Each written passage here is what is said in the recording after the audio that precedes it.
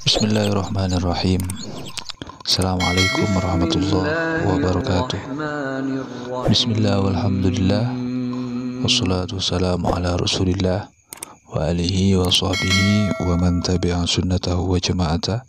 Asyhadu an la ilaha illallah wa asyhadu anna Muhammadan abduhu wa rasuluh. Qala al-muallifu rahimahullah wa nafa'ana bihi wa ulumihi wa amadana bi asrari. Kita kali ini fikih puasa, muthala'ah fikih seputar puasa melalui kitab Tanwirul Qulub. Sudah sampai pada al-muftirat, beberapa hal yang membatalkan puasa. Wahiyah, adapun al-muftirat ahad asyarah ialah 11 macam perkara ya.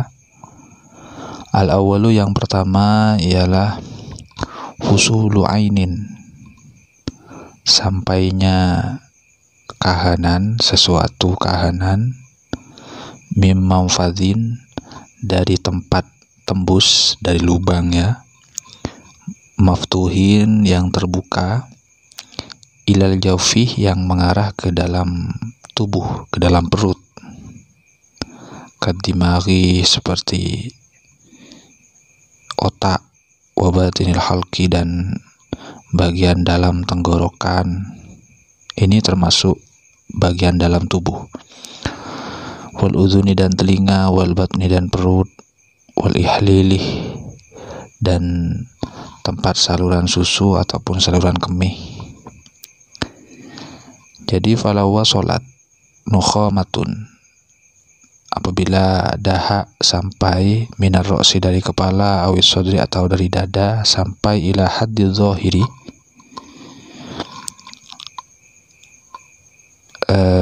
ke batas luar tubuh, mial famih, dari mulut, wa huwa makhrajul ha'i, dan itu adalah makhrajnya huruf ha, al-muhmalah ini ya. Wakilah, ada versi yang lain al-kha, makhrajnya kha. Jadi ketika ada dahak, entah itu dari kepala atau dari dada, sampai ke batas zahir luar, bagian luar tubuh dari mulut, dari tempat makhrajnya ha atau kha, fajarrat ilal jawfi, kemudian dia masuk lagi, tertarik lagi, fajurrat ilal jawfi, ke dalam, binafsiha, dengan sendirinya, padahal sudah sampai kepada batas luar, tertarik lagi ke dalam. Wa qadar ala majjiha, dia sebetulnya mampu untuk membuangnya, meludahkannya. Aftarah, maka hal itu membatalkan puasa. Bikhilafi ma idza ajuza am majjiha, beda halnya kecuali nanti si shaim tersebut tidak kuasa untuk meludahkannya, membuang keluar. Fala yuftiru, maka meskipun masuk ke dalam, karena tidak kuasa untuk meludahkannya, maka tidak membatalkan. Kalau kuasa, maka itu membatalkan. Ini apa ya? Sampainya kahanan yang asalnya itu adalah dari dalam, sudah keluar kok masuk lagi. Ya, ini hukumnya ya seperti ini. Asani, adapun yang kedua ialah al-wat'u, wati. Ini wati. Wati ini adalah wahuwa tagyibu jami'il hasyafati, menenggelamkan semua bagian hasyafah, bagian ujung dari penis itu, kemaluan laki-laki, ditenggelamkan fi kubulin, di dalam kubul, au duburi adamiyin, atau duburnya manusia, au bahimatin, atau binatang, amdan, dengan sengaja, maka ini membatalkan puasa. Asal itu yang ketiga ialah khurujul maniyih, keluarnya mani, baik keluarnya dengan bistimnain, dengan diupayakan keluar, au lamsin atau bersentuhan dengan lawan jenis. Ini dapat membatalkan puasa. Wal istimna'u talabu khurujil mani. Jadi istimna adalah menuntut, berupaya agar mani itu keluar gitu. Amma khurujuhu bil istimna'i, adapun apabila mani itu keluar dengan istimna, dengan diupayakan, seperti melakukan onani dan sebagainya, famuftirun, maka ini mutlakon, famuftirun mutlakon, mutlak membatalkan puasa.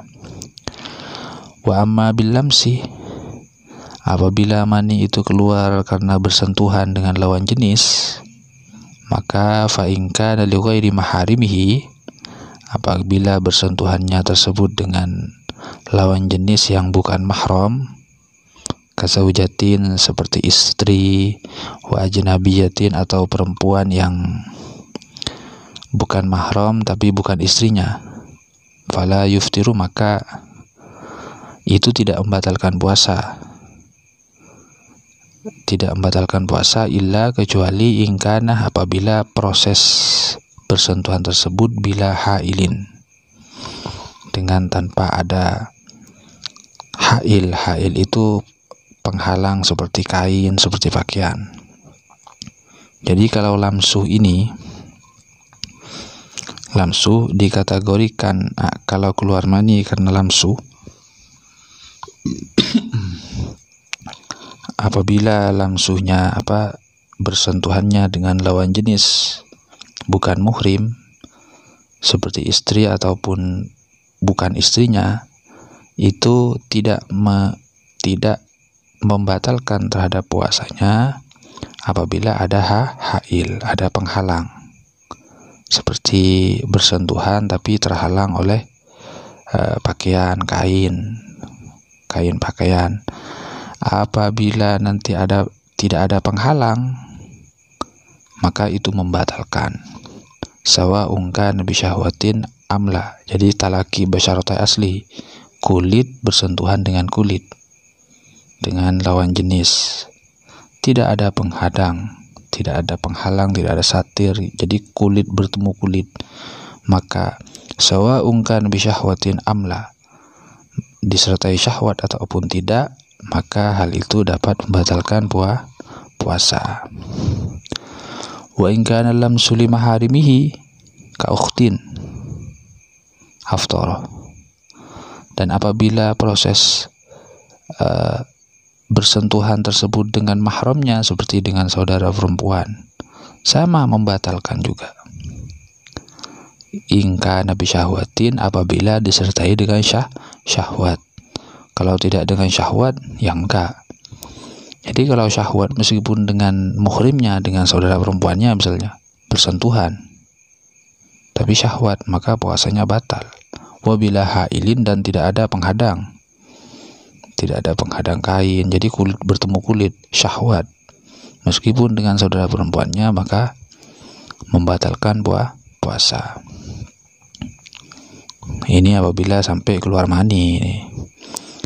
Wa in kana lima la yushtaha taba'an kal amrodi, apabila bersentuhan tersebut dengan orang lain yang secara tabiat tidak menimbulkan syahwat, seperti amrod misalnya, lelaki bersentuhan dengan lelaki lain tapi dia secara tabiat tidak disyahwati, tapi laki-laki itu amrod ini seperti lelaki dengan postur tubuh cantik seperti wanita, maka fala fitrah bi khurujihi, meskipun itu menyebabkan keluarnya mani, maka tidak menyebabkan puasanya batal mutlakon, secara mutlak.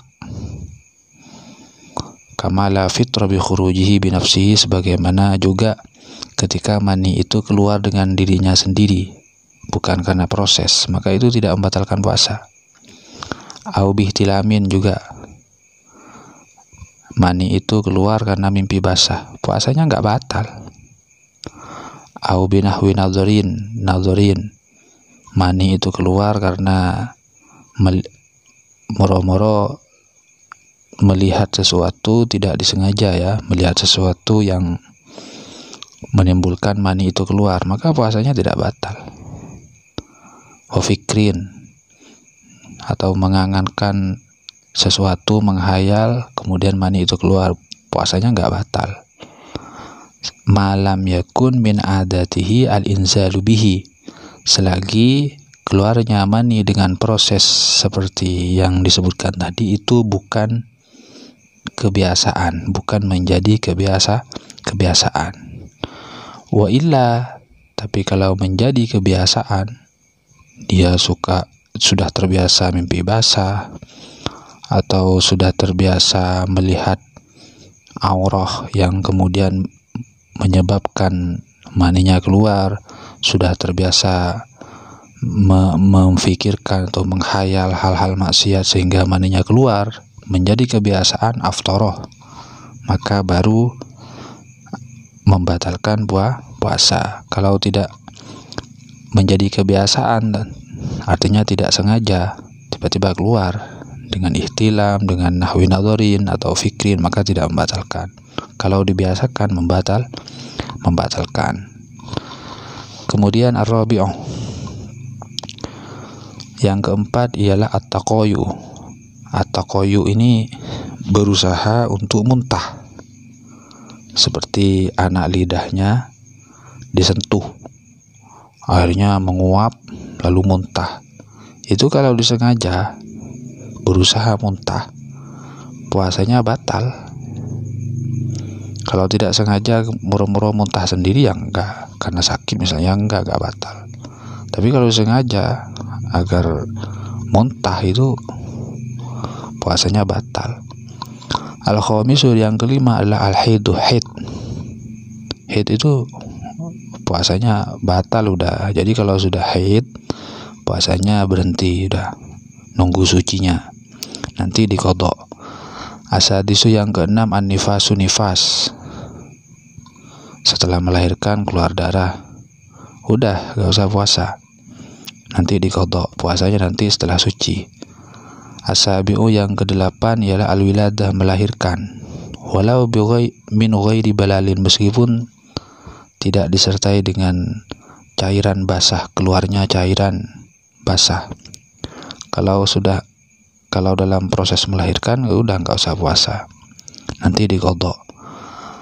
Asaminu, yang kedelapan al-junun, gila. Walau lahdatan, meskipun sebentar gilanya, maka puasanya sudah batal, jangan diteruskan. Atasu, yang sembilan ialah al-ighma'u, epilepsi. Jami'an nahari, di semua waktu siang itu ternyata tertimpa ighma, epilepsi, maka puasanya batal. Al-ashiru, yang ke-10 ialah asukruh, mabuk. Jami'an nahari, di semua siang itu mabuk, maka puasanya batal. Al-hadi asyara, yang ke-11 ialah ar-riddah, keluar dari Islam, itu puasanya batal sudah. Waliyadzubillahi ta'ala. Sekarang kita sudah masuk pada wasyurritul iftar ayyaf'alahu aliman amidan.